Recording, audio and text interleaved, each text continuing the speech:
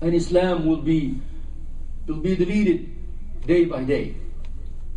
Look at Ahmad ibn Hanbal radiallahu anhu, when he stood firm in the innovation of saying that Quran was created by Allah subhanahu wa ta'ala. He stood firm in front of the Khalifa and in front of the authority. He did not say, I can't, it's impossible. I'm the only one that believes that Quran is the words of Allah subhanahu wa ta'ala and is not created by Allah subhanahu wa ta'ala. He was put in jail and weights were put on his shoulders radiallahu anhu, until people believed in him, until people followed him, until people revolted against the Khalifa. And Ahmad ibn Hanbal, the reviver of the Sunnah, did not say, I can't, it's impossible. Look at Martin Luther King. Martin Luther King, my brothers and sisters, is a great example of being able and not giving up. If he said, I can't, it is impossible, what would be the status of blacks in America nowadays?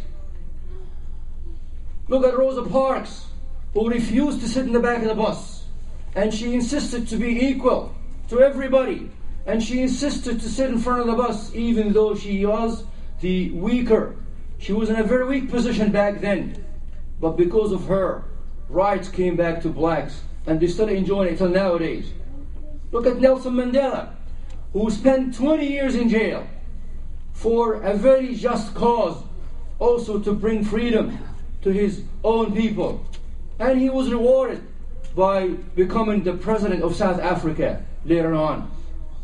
If he would say, I can't, it's impossible, what would be the status of blacks in South Africa till nowadays?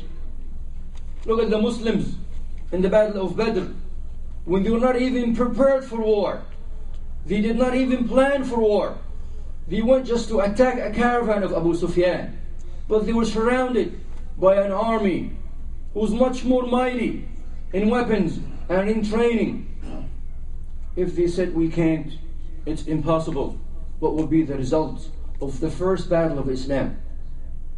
Muslim will be broken, but Allah subhanahu wa ta'ala instilled in the hearts of those Muslims that I can't is impossible is a terminology that should not be in any Muslim's life. And look at what we call in Islam, Jaysh al-Mutakaffifin. This is how the historians call that army.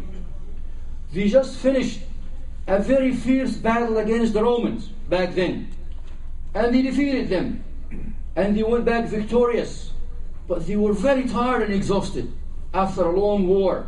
There were about 15,000 of them or so. But the Romans asked for more help, and they prepared an army that reached 600,000 people against 15,000 people. Look at the ratio, my brothers and sisters.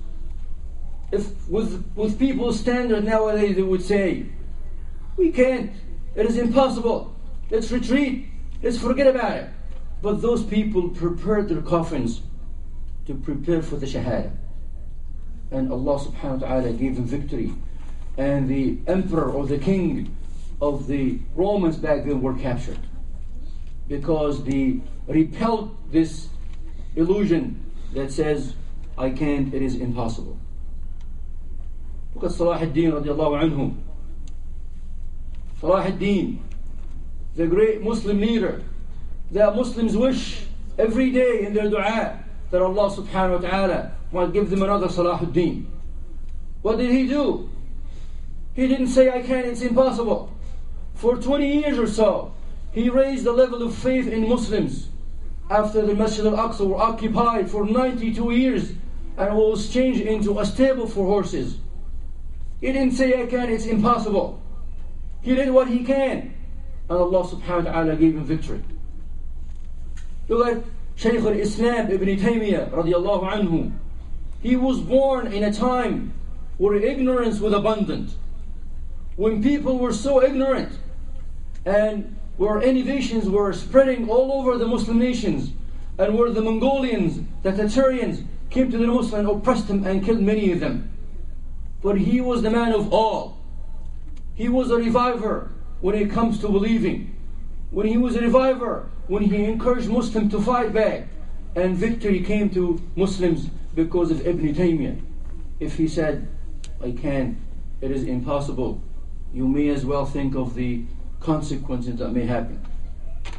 My brother, sister in Islam, Al-Imam Ibn Qayyim, rahimahullah, said, if a man stands in front of a mountain and he determines to take it away, to destroy it, he will be able to.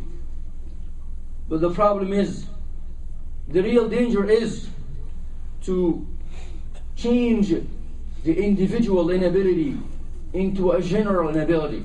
Because if you cannot do something as an individual, others could do it. Because Allah subhanahu wa ta'ala created us differently. What I cannot do might be done by others. So my brothers and sisters, the first thing that we have to do as Muslims nowadays is to get rid of this mental inability. Is to believe in what Allah subhanahu wa ta'ala has given you. Is to know that you have potential that is different than others, but it can serve in a certain area. Allah subhanahu wa ta'ala told the family of Dawood, اعملوا آل داود شكرا. In order for you to thank Allah subhanahu wa ta'ala, work, show what you have from those abilities, my brothers and sisters.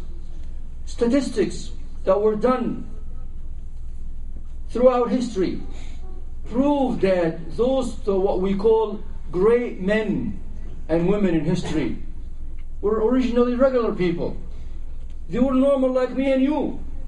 But because they were determined to do something, they were considered great. Even though before this determination, even though before getting rid of this mental inability, they were considered regular people. Look at Bill Gates, for example. Look at Bill Gates. He is a high school dropout. But because he wanted to do something, because he determined to do something, he did it.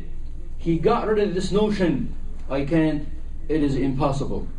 My brother, sister in Islam, there are internal potential in every one of us.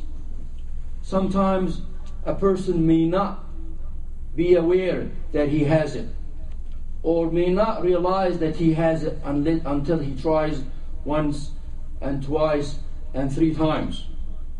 Look at Thomas Alva Edison, for example, the electricity inventor. He tried almost 1,000 times to invent to us this great invention that we're enjoying nowadays, the electric bulb. If again, he said, I can't, it is impossible, I tried many, many times, we wouldn't be enjoying this great invention of this light bulb. And an Arab poet said in this regard, وَمَنْ يَتَهَيَّبْ صُعُودَ الْجِبَالِ يَعِشْ أَبَدَ الدَّهْرِ بَيْنَ الْحُفَرِ. If you're scared to go up to the mountains, you will ever be in the marshes and deep holes in the ground. My brothers and sisters, one of the things that we should really do is to get rid of the environmental effect on us. Yes, we might be born in a society or a community that many people of it do not have determination, that many have this mental inability. But we should not be like those people that Allah subhanahu wa ta'ala spoke about in the Quran by saying, إِنَّا وَجَدْنَا آبَاءَنَا عَلَى أُمَّةٍ وَإِنَّا عَلَى آثَارِهِمْ مُقْتَدُونَ. We found our parents following a certain way, and we are following them. No, brothers and sisters,